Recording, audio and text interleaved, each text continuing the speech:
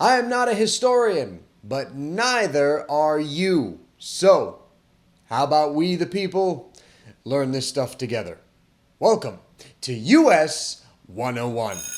Today's episode is inspired by one of my favorite Judas Priest songs, Breaking the Law, Breaking the Law.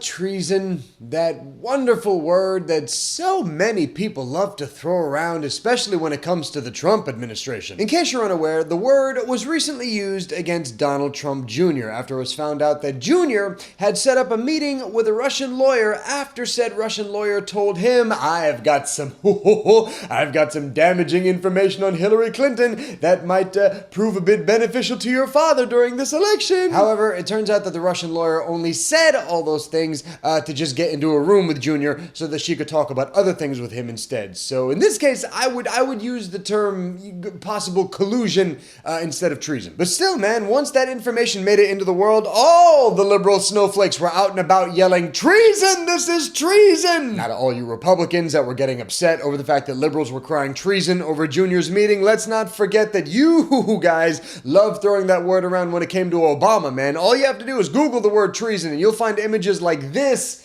everywhere. So y'all don't get off scot-free either. And this may be the reason why so many people get crazy about treason, man. It could very well be the most heinous, or in some cases, heinous crime you could commit in the United States because it's the only crime listed in the Constitution. If you'll open your constitutions to Article 3, Section 3, you will read the following. Treason against the United States shall consist only in levying war against them or in adhering to their enemies, giving them aid and comfort. No person shall be convicted of treason unless on the testimony of two witnesses to the same overt act or on confession in open court. The Congress shall have power to declare the punishment of treason, but no attainder of treason shall work corruption of blood or forfeiture except during the life of the person attainted. So why is treason even mentioned in the Constitution? And for that matter, how many Americans have actually been charged with treason, and how hard is it to actually charge somebody with the crime of treason?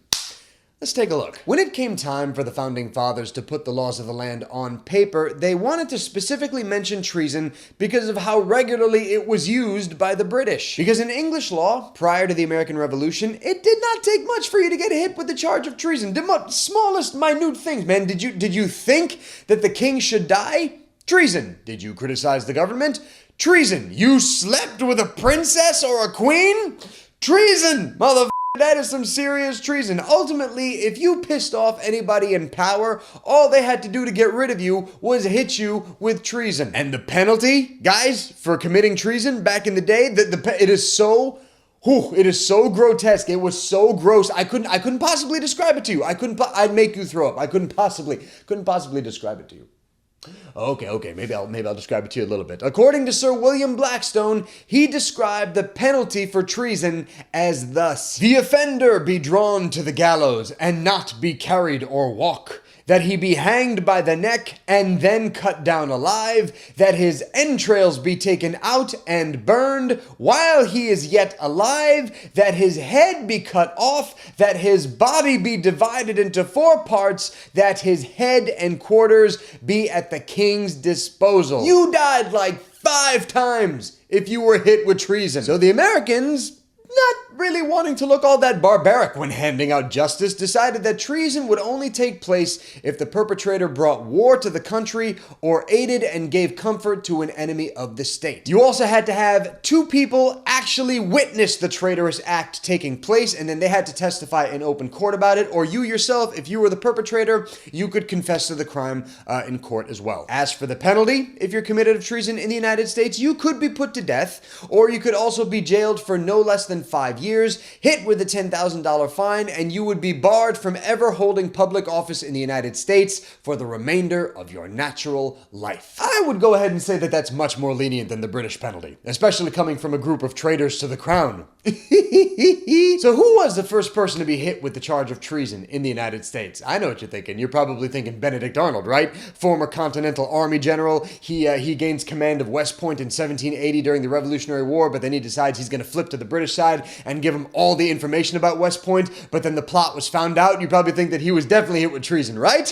Nope. I mean, yes, he was definitely deemed a traitor, right? And since then, he's been considered one of America's most notorious traitors of all time. But before he could be persecuted, he flipped sides officially, became a general for the British Army, and they saved him from persecution. According to records, it turns out that the earliest people that were charged and convicted with treason were two men that took part in the Whiskey Rebellion in 1794. Yes, Philip Weigel and John Mitchell, two men who took part in the Whiskey Rebellion, were sentenced to hang from the neck until they were dead, until they were pardoned by President George Washington. Another famous case of treason involved this man, whom you know as the inimitable, the original, Aaron Burr. Yes, Aaron Burr, the man that shot Alexander Hamilton in 1807, he was ordered to be arrested and charged with treason by none other than President Thomas Jefferson. Apparently, Aaron over here had some big plans because he was accused of stealing land in the middle of North America that was acquired during the Louisiana Purchase, and with that land, he was going to form his own country. But due to a lack of evidence and due to a lack of witnesses, Burr was acquitted of the crime. However, it still did leave a stain on his legacy. You know, on top of the other stain on his legacy when he killed Alexander Hamilton. In fact, throughout American history, there have only been like a handful of people that have been charged, tried, and convicted of treason. Reason being is because it's a lot harder to get convicted of treason than you may think, even though sometimes this crime can be thrown at somebody for just a most ridiculous reason, man. This crime is a bit confusing at times. I'll give you an example, okay?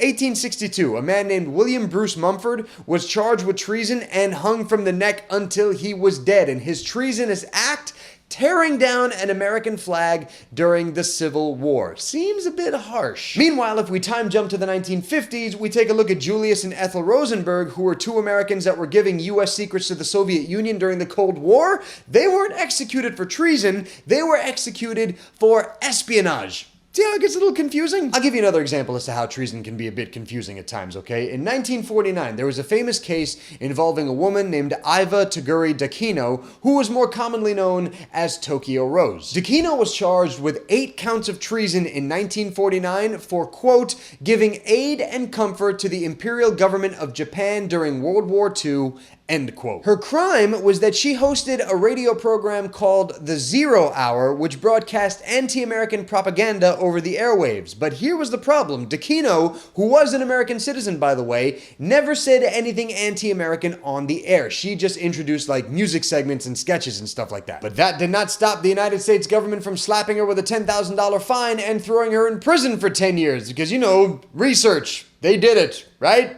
Good job. Oh, by the way, as for Ms. Dakino, she only served 6 years out of the 10 years that she was given, and then in 1977, she was given a full presidential pardon by Gerald Ford. Honestly, I think the best way to sum this whole thing up is to go to an interview that NPR did with Richard Painter, who was a former ethics lawyer for the George W. Bush administration. He said, when it comes to charging someone with treason, quote, we just use other statutes because most of what is treason would have violated another statute anyway. So now I'm going to throw it to you guys, man. What do you think? Did Donald Trump Jr. commit treason by holding that meeting with that Russian lawyer because she had said that I've got some damaging information on Hillary Clinton? Or do you think it was nothing more than just naivete and, let's be completely honest, just stupidity on his part? Let me know your thoughts. And that, my friends, is it for another episode of US 101. Thank you guys so much for watching. I really do appreciate it. And thanks to all of you that have subscribed to US 101. Thanks to all of you that like the videos, that share them, and leave comments on the videos. I love engaging with you guys in the comments. I love having lively debate and discussion. It makes me think that I'm talking to real people on the other side of the computer screen.